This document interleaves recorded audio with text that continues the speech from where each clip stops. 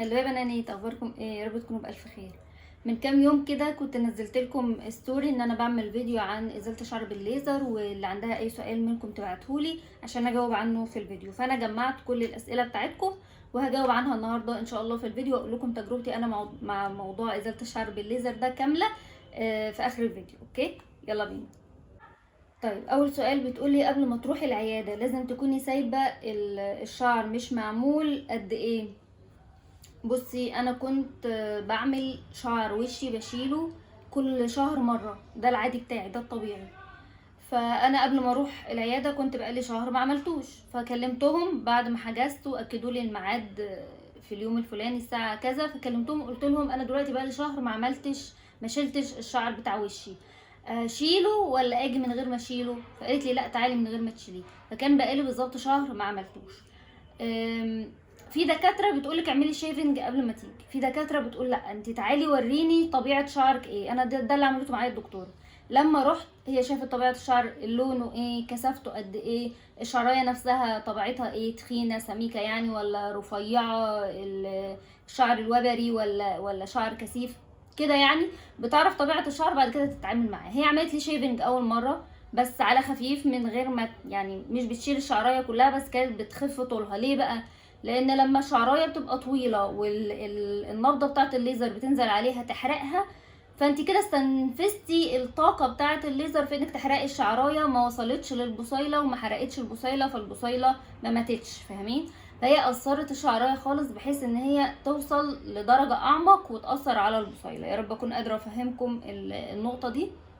يعني مهم ان يكون في شعر عشان الدكتوره تشوفه وتعرف طبيعه شعرك ايه، بس في نفس الوقت ما يبقاش شعره طويل عشان ما يأثرش على قوة الليزر والنتيجة بتاعته.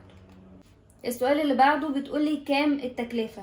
بصي، هو في طريقتين في الحساب تكلفة الليزر او ازالة الشعر بالليزر. يا اما بالنبضة، بيحسب لك انت استخدمتي كام نبضة، يا اما بالجلسه، يعني تقول لك جلسه الوش مثلا بمبلغ كذا، جلسه الاندر ارم بكذا. في عيادات بتبقى عامله عروض، يعني مثلا تعمل لك الوش مثلا مع الاندر ارم مع البيكيني عرض، الفول بادي ليه عرض. فاهمه؟ يعني بيعملوا عروض كده على الجلسات واحيانا على النبضات، عروض مختلفه، كل عياده وليها نظامها. بس عامه هما الطريقتين دول في الحساب. الاحسن انك تحاسبي بالجلسه ولا تحاسبي بالنبضه، ده بيبقى على حسب كميه الشعر اللي عندك. يعني لو انا مثلا فضلت ان انا اعمل بالجلسه مش بالنبضه، لان انا اول مره رحت كان عندي شعر كتير في وشي مش قليل. فانا لو هحسب بالنبضه الموضوع هيكلفني كتير، لا انا اخد بالجلسه على بعضيها افضل. فاخدت عرض، كان عرض على بعضه كده 8 جلسات. اعتقد ان بعد كده في الجلسات بتاعه الريتاتش ممكن اخد بالنبضه مش بالجلسه، لان انا اوريدي بقى خلاص يعني مبقاش عندي شعر كتير، هيبقى شعر قليل اللي هيطلع، فحسب على عدد النبضات اللي هتعملها لي بس. وهكذا. يعني انت مثلا لو هتعملي الاندر ارم بتشوف الاندر ارم عندك مثلا في شعر كتير ولا مش هتحتاجي نبضات كتير، فالاحسن انك تعملي بالنبضه ولا انك تعملي جلسه على بعضيها، وهكذا. تشوفي التكلفه اللي بالنسبه لك افضل ايه. السؤال اللي بعده بتقولي هل بيرجع تاني وسعره كام؟ موضوع سعره كام ده اتكلمنا عنه، اتكلمنا عن موضوع التكلفه ده. هقولك بقى بيرجع تاني ولا لا. هو ممكن يرجع تاني في حالة ان حصل تغير في الهرمونات بتاع الجسم، يعني مثلا حصل حمل، او لا قدر الله حصل مشكلة في الهرمونات، مثلا تكيس مبايض او اي مشكلة هرمونية. انا معرفش ايه ممكن تكون المشاكل الهرمونية، المهم التغير الهرمونات هو اللي ممكن يأثر على الشعر ويخليه يطلع تاني. بس بصراحة يعني مش هيطلع بنفس الكمية اللي كان بيها او نفس الكثافة اللي كان بيها قبل ما تعملي الليزر، ومش هيطلع في كل المناطق، يعني هيطلع بكميه قليله وفي مناطق قليله، مش زي الاول. عشان كده دايما الحوامل بيقولوا لهم وقفوا جلسات الليزر لحد بعد ما الحمل ما يخلص، وترجعوا بعد ما الحمل ما يخلص بقى والهرمونات تبدا تتظبط والدنيا تهدى، يرجعوا يكملوا جلسات. تمام. ففكره ان هو هيرجع او مش هيرجع ده مرتبط بموضوع الهرمونات، والاحسن انك قبل ما تروحي تعملي ليزر انك تكوني مظبطه حته الهرمونات دي شويه. لو انت حاسه ان انت عندك لخبطه في الهرمونات، تابعي مع دكتور نسا الاول قبل ما تروحي تعملي جلسات ليزر. والدكتوره بتاعه الجلديه اللي هتعمل لك الجلسات تكون عارفه طبيعه اللخبطه الهرمونيه اللي انت هي عامه.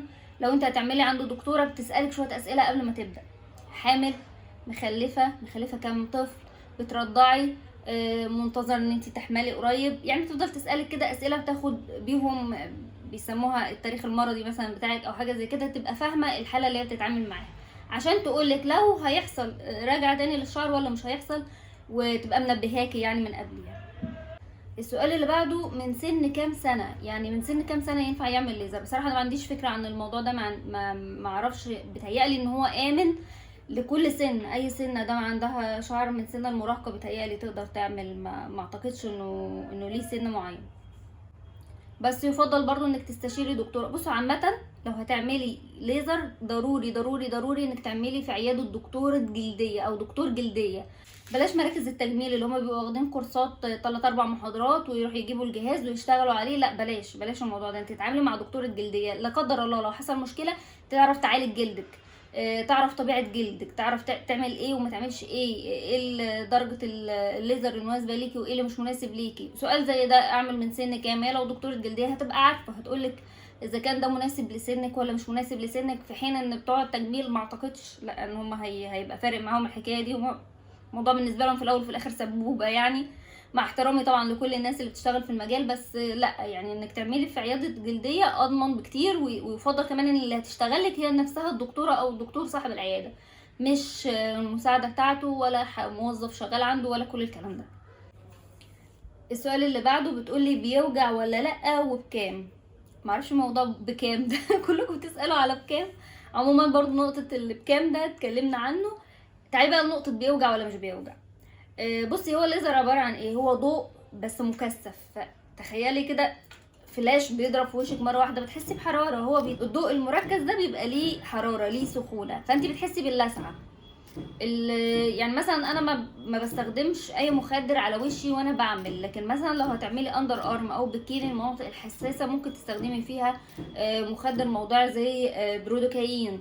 ده مخدر بتحطيه لمده ربع ساعه. اول ما جسمك بيبدا ينمل كده يعني والمخدر يشتغل، خلاص بتغسليه، وبعد ما تغسليه تبداي في الجلسه بتاعتك، بيخفف الالم شويه. ولكن لو انت هتقدري تستحملي الالم بتاعه في منطقه البكيني والاندر ارم وباقي الجسم ايا كان المنطقه اللي انت هتعمليها، لو هتقدري تستحملي الالم بتاع الليزر، يفضل ان انت متستخدميش المخدر وتعملي الجلسه من غير اي مخدر. انا شخصيا بعمل من غير مخدر يعني، وبستحمل الالم بتاعه، شايفاه الم يحتمل عادي جدا. وعلى فكره الاجهزه انواع، في انواع بتبقى مع النبضه في تبريد، فانت ما تحسيش باي الم خالص. يعني الحراره طالع مع الحراره بروده، فاهمين؟ ما بتحسيش باي الم، ما بتحسيش باللسعه بتاعه النبضه. الجهاز اللي انا بعمل بيه، انا بعمل بجهاز اسمه كانديلا، هو ما فيهوش موضوع التبريد ده، بس النتيجه بتاعته حلوه قوي، وفي نفس الوقت مش الالم الاوفر يعني اللي هو لا يحتمل، عادي بستحمله وبكمل الجلسه عادي. نوع الجهاز اللي بتستخدميه ايه؟ انا قلت لكم من شويه انا بعمل بجهاز كانديلا الامريكي، وده من احدث واحسن الاجهزه اللي نزلت مصر. النتيجه بتاعته حلوه جدا. وفي اجهزه تانية النتيجه بتاعتها بتبقى حلوه بس بتاخد مده اطول منه بكتير. لا، هو المده بتاعته يعني انا من اول جلسه لاحظت فرق. اي نعم، لحد 8 جلسه في شعر بيطلع، مش هكدب عليكم اقول لكم ان الشعر انتهى تماما، لا في شعر بيطلع، بس عايزه اقول لكم مقارنه باول جلسه الشعر لا يذكر، حقيقي لا يذكر يعني. فالنتيجه بتاعته حلوه جدا. وكمان انا بعمل في عياده عند دكتوره جلديه، وهي حد شاطر جدا ومتمكنه يعني، وعارفه هي بتعمل ايه، عارفه تستخدم الجهاز صح وعارفه تتعامل مع بشرتي صح. فعموما جهاز كانديلا من احسن الانواع اللي موجوده في مصر. النتيجه بتظهر بعد قد ايه؟ بصي، انت كل جلسه بتلاحظي النتيجه، كل جلسه بتبقى النتيجه احسن من المره اللي قبليها. بس في مناطق في الجسم بتعملي الجلسه، طبعا انت في اثناء الجلسه الشعر ما بيبقاش موجود، بتروحي خلال اول 15 يوم بتلاقي الشعر بيطلع، بس بعد 15 يوم بيبدا الشعر يقع، فاهمه؟ لوحده من غير ما انت ما تشيليه ولا تعملي له اي حاجه، بيقع لوحده. فهي النتيجه متغيره من جهاز لجهاز ومن منطقه للتانيه في جسمك، على حسب انت هتعملي منطقه ايه، وعلى حسب استجابتك انت غير كل واحده فينا استجابتها غير التانيه. لكن عموما انت بتلاحظي النتيجه من اول مره، ومره عن مره النتيجه بتفرق وبتبقى احسن. بتحتاجي كام جلسه؟ بصوا بقى الجزء ده يعني كويس ان انت سالتي السؤال ده، لان في لغط كتير في الموضوع ده، وفي هتلاقوا عيادات كتير ومراكز تجميل كتير بيعملوا لكم الموضوع على انه دول هما 8 جلسات وهتبقي خلصتي وبتاع. لا، هما الموضوع مش كده. وبصراحه الدكتوره بتاعتي كانت صريحه معايا في الموضوع ده من اول مره. اول 8 جلسات هما اهم 8 جلسات، هما يعتبر 8 جلسات مكثفين. بتعملي في الاول جلسه كل 25 يوم او كل 3 اسابيع، بعد كده المده بتزيد شويه بتبقى جلسه كل شهر، دول اول 8 جلسات. بعد ما بتخلصي اول 8 جلسات بتعملي جلسه كل 3 شهور، دي اسمها جلسات ريتاتش. بنعمل بس المناطق اللي طلع فيها الشعر بس، يعني مثلا انا بعمل فيس، ما بروحش اعمل وشي كله، لا، بس بعمل النبضات على قد الحتت اللي طلع فيها شعر بس، فاهمين؟ بعديها بتبدأي تطولي المدة شوية، وبدل 3 شهور بتخليها 6 شهور. بعد كده ممكن تبقي تروحي مرة كل سنة، وبعد كده هتلاقي انك حتى مش محتاجة انك تروحي مرة كل سنة. لكن فكرة ان هي 8 جلسات وهتخلصي وبتاع، ما لا، بلاش تعشموا نفسكم قوي في الموضوع بيبقى طويل شوية ومحتاج طولة بال. بس انت لو فكرتي فيها، انت بتروحي تعملي وشك في الكوافير كل قد ايه؟ كل اسبوع، كل 15 يوم بتحتاجي تشيلي شعر من جسمك كل قد ايه؟ مرة كل اسبوعين، كل 3، كل شهر. لو انت حسبتيها هتلاقي ان الليزر احسن واسهل بكتير، وبالنسبة لك اوفر في الوقت واوفر في الفلوس واوفر في الارهاق والصحة والمجهود، وبعد كده نتيجته احسن بكتير. انت مرة عن مرة الشعر بيقل لحد ما هتلاقيه اختفى، ومش محتاجة ان انت تعملي خالص، لا تعملي في البيت ولا تعملي في عيادات ولا تعملي في اي حاجة. السؤال اللي بعده بتقولي بيأثر على لون البشرة ولا لا؟ هو كويس برضو ان انت سألت السؤال ده سؤال مهم جدا. الحقيقة يا بنات ان الليزر بيأثر على لون البشرة وبيغمقها في اول جلستين، 3 جلسات بالكتير، بس بعد كده خلاص بيبدأ يبطل يعني يأثر. اكتر المناطق اللي بيبان فيها موضوع الغمقان ده هي الاندر ارم والبكيني. لو انت بتعملي اندر ارم وبكيني بالليزر، دي اكتر مناطق هتحسي فيها ان بعد عملت اول جلسة وتاني جلسة وبس لقيت المنطقة غمقت. طيب هل لي حل الموضوع ولا لا؟ انت بعد كده انت على حسب درجة الغمقان اللي انت وصلتي له. لو درجة غامقة قوي، يعني الجلد غمقة قوي، ممكن تعملي جلسة تقشير بعد 3 جلسة او بعد 4 جلسة.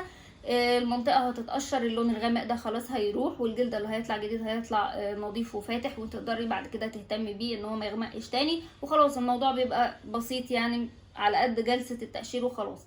وممكن لو اصلا الغمقان ما كانش غامق قوي، مش الدرجة يعني غمقتي درجة او درجتين، ممكن مع كريمات التفتيح والتقشير والدنيا دي في البيت الدنيا تظبط معاكي وتبقي خلاص كده مش محتاجة اصلا جلسة تقشير.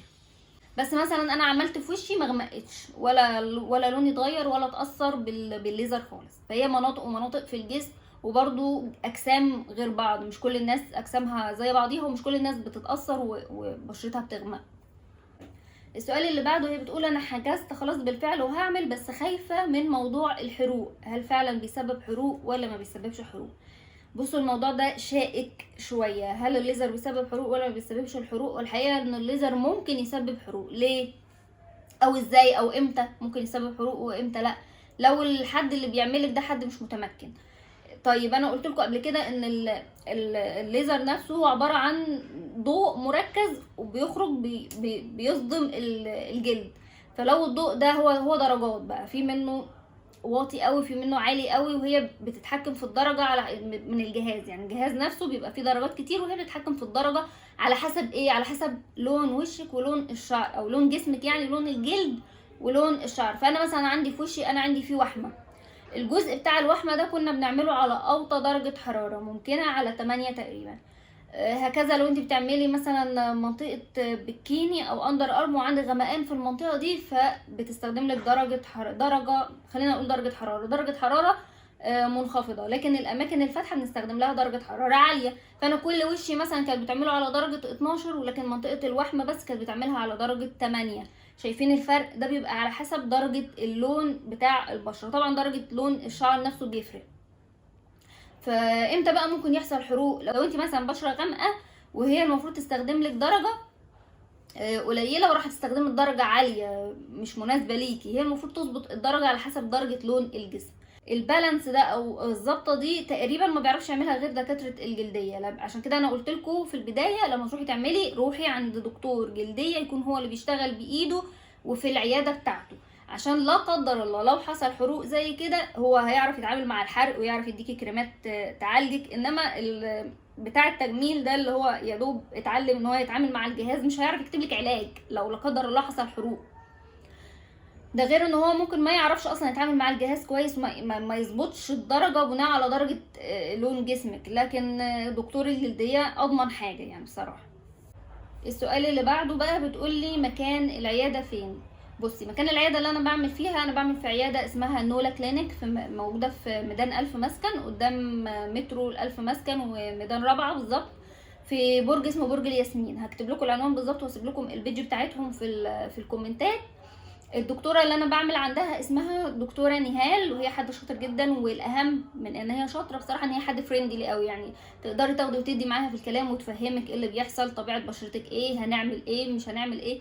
هي حد مريح كده، وانا بحب بصراحه اللي ياخد ويدي معايا في الكلام كده ويفهمني الدنيا ماشيه ازاي.